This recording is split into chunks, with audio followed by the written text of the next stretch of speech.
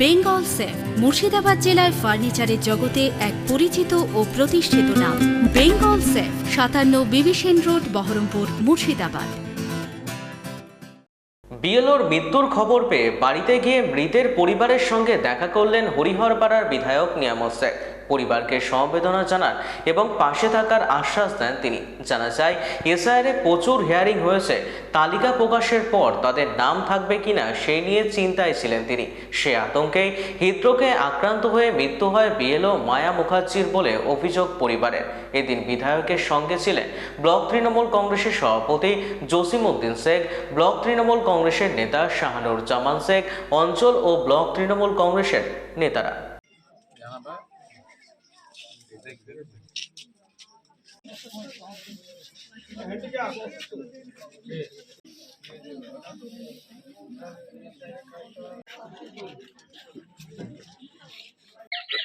বাংলার যে ঘটনা ঘটছে সেটা তো এসআইআর কে নিয়ে।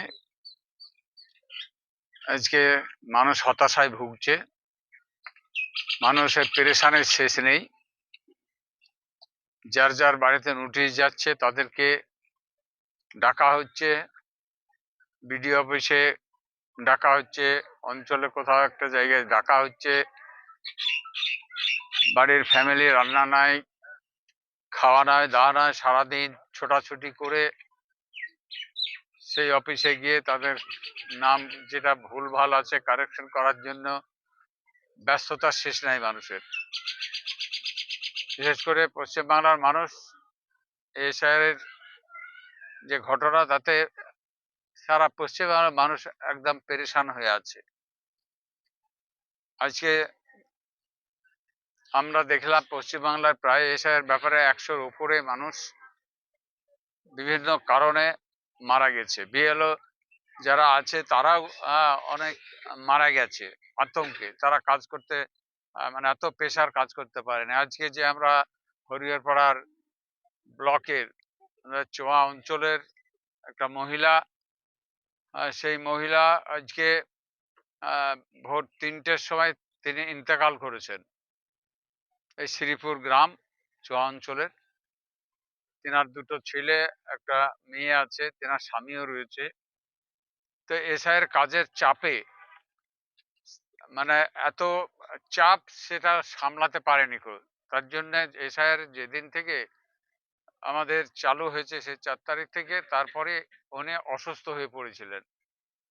বহরমপুর মেডিকেলেও ভর্তি ছিলেন, কলকাতাতেও ভর্তি ছিলেন। তারপর তিনি বাড়ি এসেছেন, সুস্থ নেই। ওনার এক ছেলে, ছোট ছেলে, সেই ছোট ছেলেটাই ওনার ওর মায়ের কাজটা উনি করতে পেরেছেন বলে অনেকটাই এলাকার মানুষের একটা সুবিধা করে দিতে পেরেছে। তো তাই যে এসআইআর যে যখনই বিধানসভা নির্বাচন আসছে তখনই একটা না একটা আহ, কেন্দ্র সরকারের পক্ষ থেকে একটা মানুষের ওপরে একটা চাপ ফেলে দিচ্ছে। গত 21-এ নির্বাচনে বিধানসভায় তখন এনআরসি নিয়ে এমন ভাবে একটা চাপ দিয়ে দিল, মানুষ মানে হতবাক, মানুষ পেরেশানের শেষ নেই। আমরা ইন্ডিয়ায় জন্মগ্রহণ করেছি, আমরা কোথায় যাব, আমাদের কোথায় তাড়াবে, এইরকম একটা পরিস্থিতি নিতে তৈরি হয়েছিল 2021 সালে। 4 বছরের মধ্যে আবার কোনো কাজ নেই। এই 4 বছর পর যেমন নির্বাচন এসছে আর তখন আর একটা এসআইআর নিয়ে চলে আসলো। এদের মানে এত বদমাইশি বুদ্ধি যে নির্বাচনের সময় মানুষকে বিভ্রান্ত করে টেনশনে ফেলে দিয়ে কত মানুষের মৃত্যু হলো তাতে তাদের কিছু যায় আসে না। ওরা নির্বাচন করবে, ওরা ভোট করবে, ওরা বেঁচে থাকবে, ওদের তো টেনশন নেই। তো সাধারণ মানুষকে টেনশন দিয়ে এরা যেভাবে এই বিজেপি সরকার যেভাবে আমাদের ভারতবর্ষের মধ্যে যে যন্ত্রণায় ফেলে রেখেছে, বিশেষ করে আমরা পশ্চিমবাংলার মানুষ, আমরা পশ্চিমবাংলার মানুষকে যেভাবে অশান্তির মধ্যে ফেলে রেখেছে, সেটা কিন্তু আমরা এটার বরদাস্ত করতে পারছি না। আজকে যে মৃত্যুর বাড়িতে আমরা এসেছি, যে মহিলা মারা গেছেন আজকে রাত্রি প্রায় 3টের পরেই, তো এই মহিলা মানে আতঙ্কে মারা গেল, এসআইয়ের আতঙ্কে মারা গেছে।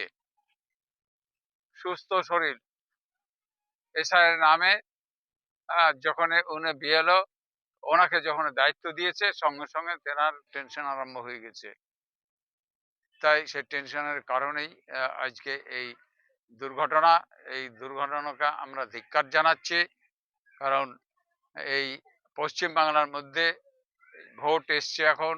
এই ভোটের সামনেই এই মানুষের ওপর যে চাপ, সেই চাপে যেভাবে দুর্ঘটনা ঘটতে চলেছে, তার জন্য বিজেপি সরকারকে আমরা ধিক্কার জানাচ্ছি। বিএলওরা আমার কাছেও গিয়েছিল যে আমরা এটা করতে পারছি না, পারবো না, অসম্ভব, এত চাপ আমরা সহ্য করতে পারছি না। কিন্তু আমাদের তো কিছু করার না, একটা যে নিয়ম করে দিয়েছে সরকারের পক্ষ থেকে, সেখানে তো আমাদের লোক লাগবে, সাহায্য তো করতেই হবে।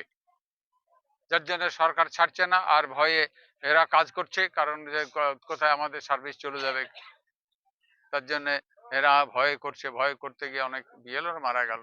বড়া বিধানসভা কেন্দ্রের আমাদের শ্রীপুর গ্রামে মায়া মুখার্জি নাম ভদ্র মহিলা আজকে ভোর 3টে নাগাদ মারা গেছে। এখানে আমাদের উনার ফ্যামিলিকে সঙ্গে সঙ্গে খবর পাওয়ার পরে আমাদের হরিহরপাড়া বিধায়ক নিয়ামত শেখ মহাশয় সঙ্গে সঙ্গে এসছেন। এখানে আমরাও এসেছি সকলে, সাহাবাই থেকে শুরু করে টোটাল অঞ্চল নেতৃত্ব।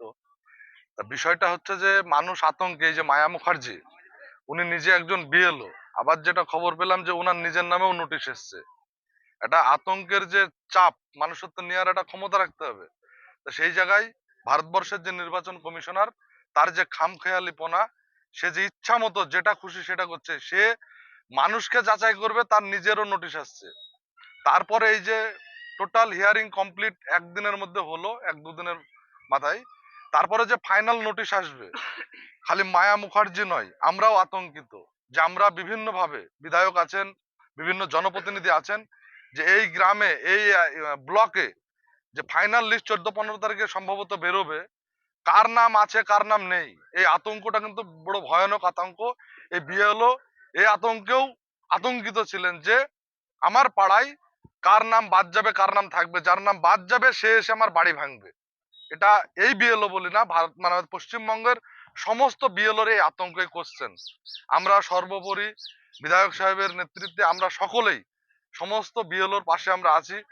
মানুষকে যতটুকু যেভাবে পারছি বোঝাবো বা বোঝাচ্ছি যে এই যে খামখেয়ালিপনা নির্বাচন কমিশনার, কেন্দ্রীয় বিজেপি সরকার যেভাবে মানুষকে হ্যারাস করছে, এটা মানে কি বলবো, মানে ভোগান্তি ছাড়ার কিছু নয়। তা এই ভোগান্তির বিরুদ্ধে আমাদের দেশের, আমাদের পশ্চিমবঙ্গের নেত্রী মাননীয় মুখ্যমন্ত্রী বন্দ্যোপাধ্যায়, আপনারা দেখেছেন গত পরশুদিন সুপ্রিম কোর্টে দ্বারস্থ হয়েছিলেন। সে নিজে সওয়াল করেছেন তার নিজের কেস নিয়ে। আমাদের সঙ্গে সর্বভারতীয় সাধারণ সম্পাদক অভিষেক মহাশয় ছিলেন। আবার আগামী সোমবারে এসআইআর নিয়ে হিয়ারিং আছে। আমাদের মাননীয় মুখ্যমন্ত্রী তিনি নিশ্চয় আমাদের রাজ্যের মানুষের জন্য যেভাবে লড়ে যাচ্ছেন আগামীতেও থাকবেন, এবং আমরা সেখান থেকে কিছু সুরাহা পাবো। এবং এই রকম ভাবে গোটা হরিহরপাড়া যত বিএলও আছে তাদের সবার পাশে আমরা, বিধায়ক সাহেব সহ আমরা সকলেই আছে, এটুকু বলতে পারি। বেঙ্গল সেফ মুর্শিদাবাদ জেলায় ফার্নিচারের জগতে এক পরিচিত ও প্রতিষ্ঠিত নাম। Bengal safe 57 বিবিসেন road, Baharampur, Murshidabad.